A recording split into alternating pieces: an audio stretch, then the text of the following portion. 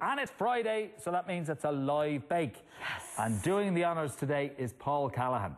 Calzo. Calzo! And we can call him Calzo. Because he's in the circle of trust. Yeah, he's in the gang, you see.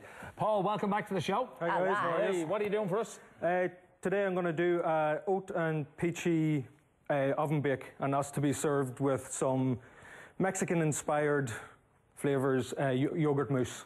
Okay. But basically it's like slow release energy, so it's better than your traditional fry up for a Saturday or Sunday morning. Okay, so a breakfast treat Yes. that we can use over the weekend. Okay, he obviously got the memo as well that all our chefs seem to be getting, like, keep them healthy. The presenters are piling on the LBs. We're kind of, yeah, well. Oh well, at least we're funny. Thank you, Paul. It's Friday, which means it's live bake here in Late Lunch, where you guys can make what our chef is doing at the same time. Paul, we're making breakfast bakes, is that correct? Breakfast bake.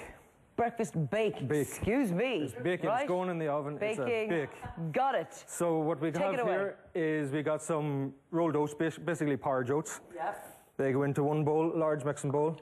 So there's 120 grams of that. We've got 55 grams of brown sugar, so this is just light brown sugar goes in. Okay. Then we have some baking powder, teaspoon, and a pinch of salt. So that's all just into one bowl. Then in the other bowl we have our wet ingredients, which we have 125 mils of semi-skimmed or skimmed milk if you're feeling even healthier. Yeah. And then we're going to use the egg whites here, and hopefully egg whites, just the egg white goes in. Mm-hmm. So you are trying to entice us to make this, well, not only live now, but tomorrow morning. Yeah, tomorrow morning or Sunday sauces. morning. And as I say, it's really, I'm making a hames of that.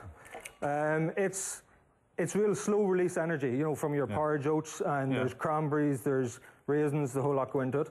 So it's really slow release energy from that. And Paul, just so you know, Anna's not actually ignoring you. She just... Anna! I know. Anna, actually...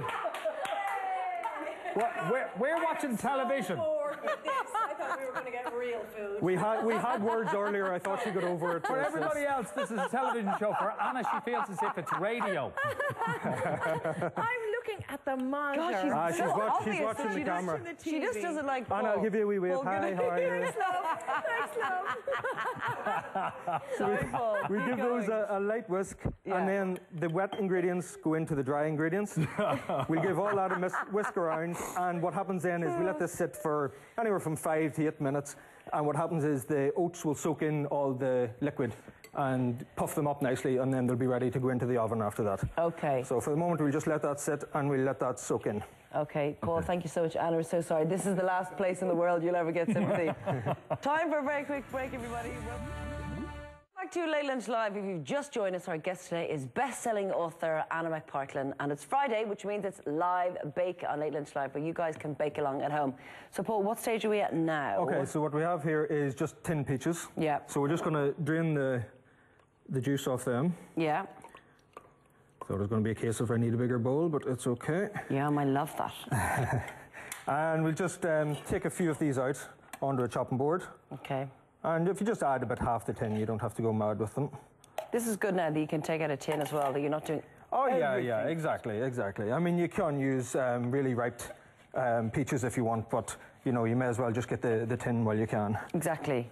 And look, when I'm making this, I'm kind of half asleep in my dressing gown with 2 children telling me they're hungry. Okay. So whatever's the quickest way of doing this. Yeah, exactly. I mean, and that's what people are after as far as, you know, family recipes are concerned, whatever is quick and handy. So we're going to just add these into the bowl. Yeah. And see, with a chopping board there, Lisa, as we tip for you, is always put down a little bit of damp kitchen paper or a towel or something, and it just stops the board from sliding on. Because that's one of the main reasons why somebody gets cut in the kitchen.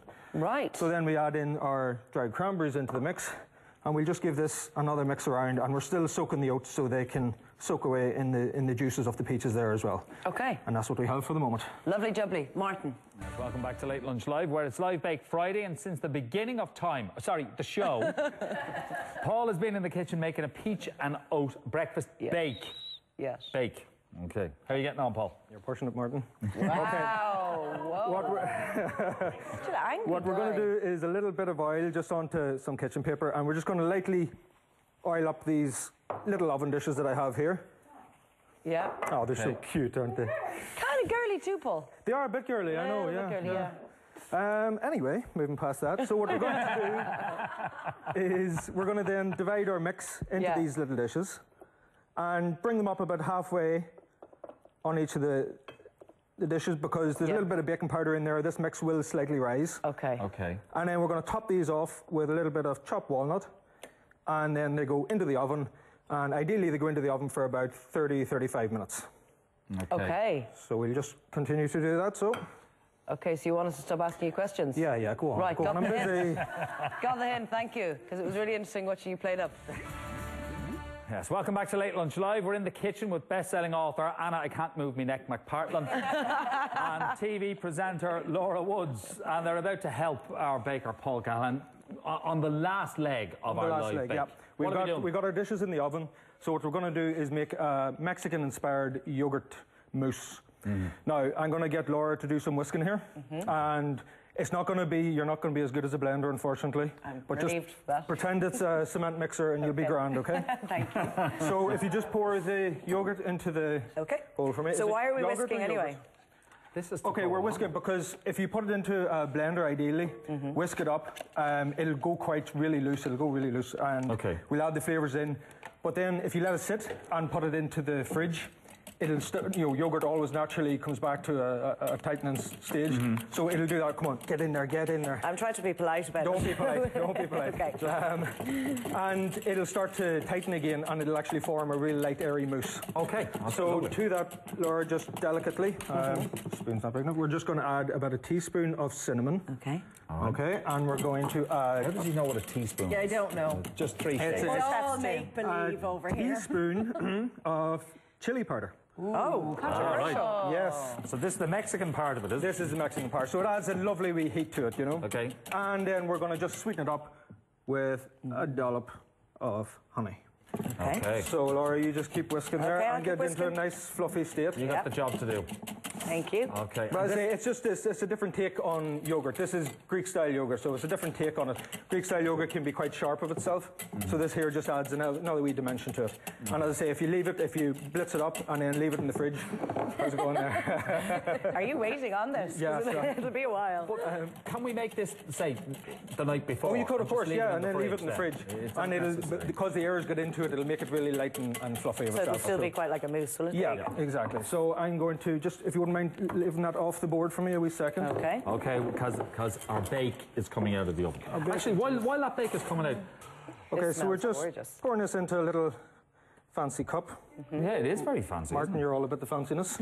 Yeah. And now you can either just serve this on the side like that, and you can take a spoonful at a time as you're eating, or you can alternatively, once this is cooled slightly, pour it onto it, and that way then you have a little bit of your yogurt, but this nice sort of heat coming through it, and then you've got your bake here as well. So. Okay, well, we will let this cool for a second. Yes, it is mad hot. Before we ask you to sample, because Exactly. a bad neck followed by a burning mouth. Not a good mix for the weekend. I'm thinking of poor Donald. Oh, come on. But for now, I'm going to say a huge thank you to author Anna McPartland, who's taken so much abuse from us. TV presenter Woodsy. Owen for the great regional stories, and of course to Paul in the kitchen. Have a lovely weekend. We'll be back here live at 3:30 on Monday. See you then.